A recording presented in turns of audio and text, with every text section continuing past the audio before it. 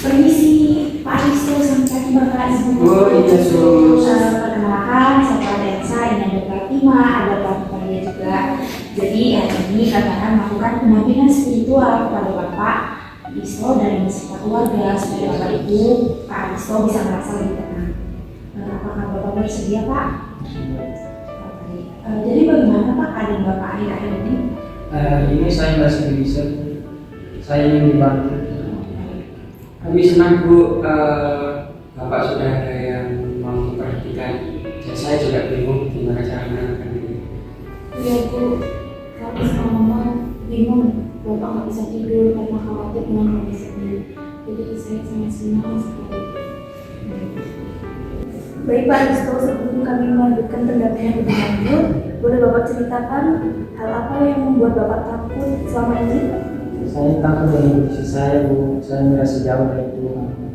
Iya sus, dia itu kadang menangis tapi menyembunyikan dari kami. Jadi pihak keluarga dan tidak ada yang mengetahui kalau dia itu menangis.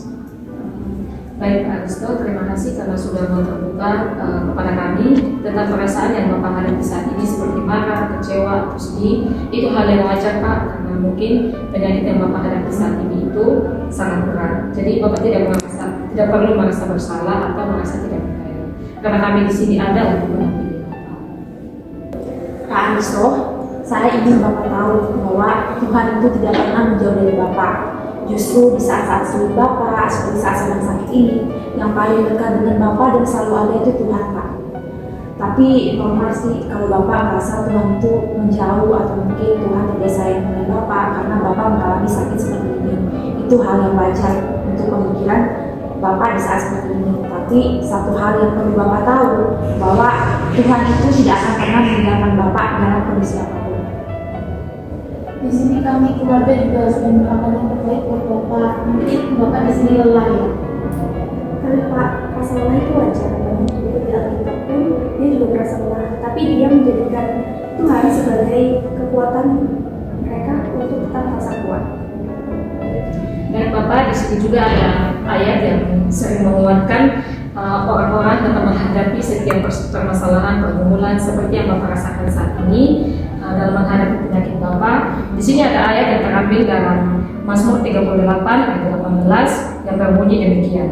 Tuhan dekat pada orang yang patah hati dan Ia menyelamatkan orang yang remuk jiwanya. Jadi dari firman ini Bapak tidak boleh merasa sendiri. Yakinlah bahwa Tuhan senantiasa menyertai Bapak dan selalu dekat dengan Bapak dalam menghadapi penyakit yang Bapak derita saat ini. Iya Bu, saya kadang merasa bahwa saya tidak sanggup. Saya merasa tidak layak. Pak Aristo, Tuhan melihat hati Bapak. Bahkan saat Bapak merasa tidak bisa untuk berkata-kata atau tidak bisa berdoa sama sekali, Tuhan bahkan melihat setiap helaian nafas Bapak. Jadi tanpa Bapak berdoa atau berkata apapun, Tuhan tahu Bapak ini apa, Bapak maunya apa. Jadi Pak Aristo itu harus tetap percaya bahwa Tuhan itu selalu ada. Bahkan ketika Bapak tidak punya kata atau tidak punya sesuatu untuk diungkapkan, Roh Kudus itu selalu ada Pak di dalam diri Bapak. Iya Ibu, itu sangat menenangkan beliau. Kadang kami juga bingung karena merasa belum kuat untuk mendampingi. Iya Pak, saya paham. Di sini juga ada ayat yang menguatkan untuk keluarga dapat mendampingi pasien atau Pak Aristo.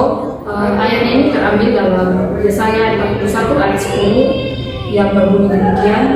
Janganlah takut, sebab aku menyertai engkau. Janganlah cemas, sebab aku ini Allahmu.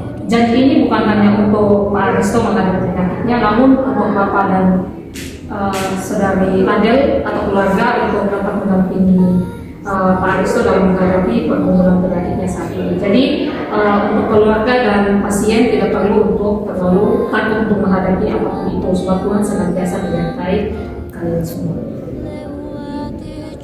Iya Bu, ayat itu membuat dada saya terasa longgar. Syukurlah kalau begitu Pak. Semoga dengan ayat firman Tuhan yang dibacakan tadi dapat membantu Bapak untuk menghadapi setiap proses penyakit yang sedang Bapak rasakan saat ini. Di sini kami mau pastikan agar Bapak tetap bertahan dengan iman Bapak, agar tidak goyah, bahwa iman itu merupakan suatu kepercayaan bagaimana kita dapat menghadapi suatu cobaan seperti cobaan penyakit yang Bapak rasakan saat ini. Selamat pagi semuanya. Ayo. Saya lihat perawat sedang melakukan spiritual terhadap Pak Aristo. Dari pemeriksaan hasil, saya dapat Pak Aristo kondisinya lebih stabil daripada kemarin ya. Untuk itu, hari ini dan kedepannya masih perlu perawatan medis untuk Pak Aristo bisa lebih kembali pulih dan sehat kembali. Pak Aristo, apakah Bapak bersedia didatangi undangan Bapak dan keluarga? Iya Bu, saya ingin berdoa. Baik, mari kita siapkan hati dan batin kita untuk berdoa. Tuhan Yesus, saat ini kami datang di hadapan-Mu membawa Pak Aristo. Engkau Allah yang mengenal setiap luka, setiap ketakutan, dan setiap air mata. Kami mohon Engkau mengutuk hati Pak Aristo, memberikan damai sejahtera yang melampaui segala akal. Kuatkan tubuhnya, pulihkan jiwanya, dan tenangkan pikirannya. Kuatkan juga keluarga yang setia mendampingi. Kami percaya Engkau bekerja meskipun kami tidak melihatnya. Terima kasih Tuhan, dalam nama Yesus kami berdoa. Amin. Pak, terima kasih sudah mau bergabung pada kami. Kami akan mendampingi Bapak bukan hanya secara medis tapi juga secara spiritual. Betul Bapak, jika Bapak dan keluarga ingin bercerita atau berdoa lagi, kami di sini siap untuk melayani dan Terima kasih Bapak sudah mau memberikan pendampingan spiritual bersama kepada Bapak.